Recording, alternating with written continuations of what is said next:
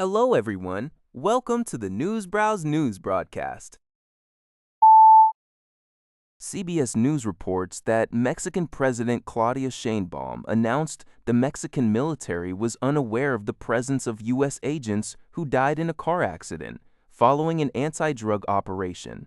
The two Americans killed were identified by sources familiar with the matter as CIA employees.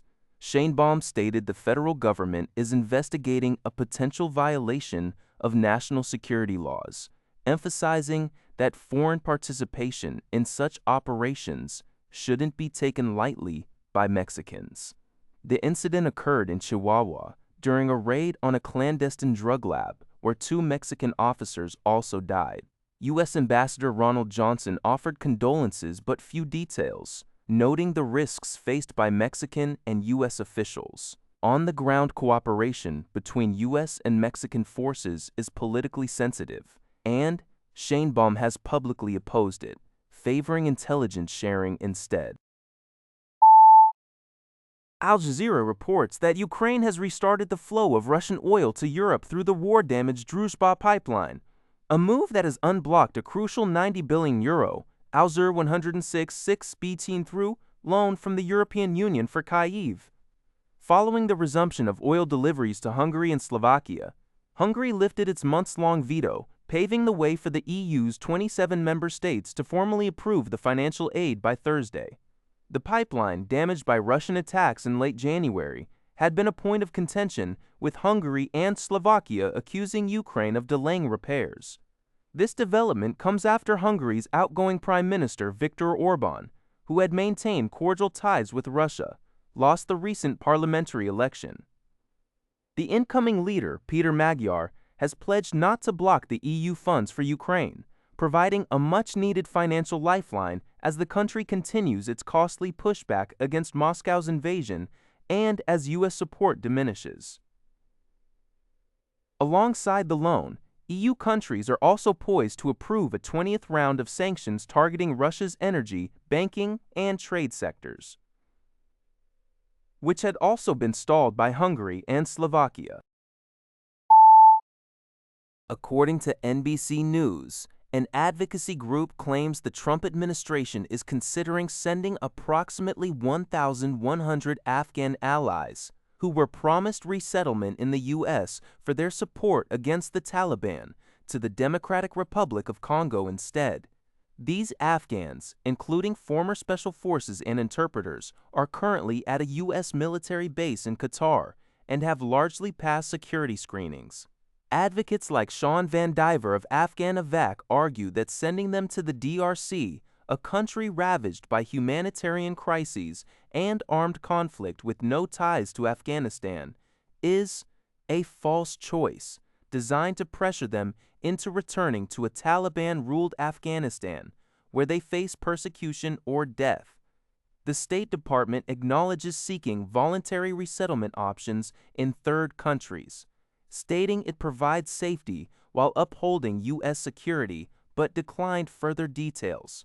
Critics warn this policy could undermine future U.S. national security interests. UBI reports that Amnesty International has stated Venezuela's repressive apparatus remains fully operational under the interim government led by Delcy Rodriguez, nearly 4 months after former President Nicolas Maduro's arrest. During the presentation of its annual report in Bogotá, the organization highlighted that despite the political transition, the country's system of systematic repression continues. Amnesty International documented persistent arbitrary detentions, forced disappearances, and torture, describing them as a pattern that amounts to crimes against humanity. The report also criticized the arbitrary and selective enforcement of the amnesty law approved in February, noting that many relief requests were rejected or reversed without explanation. While the government claimed to have released 7,000 people, human rights groups like Foro Penal reported that only 673 political prisoners were released, with nearly 500 still detained. The lack of an independent judiciary means impunity remains a driving force, preventing victims from obtaining justice within Venezuela. The report also warned of increased use of new technologies and AI for surveillance, along with continued harassment of journalists and human rights advocates, asserting that without genuine dismantling of coercive state structures, fundamental freedoms cannot be restored.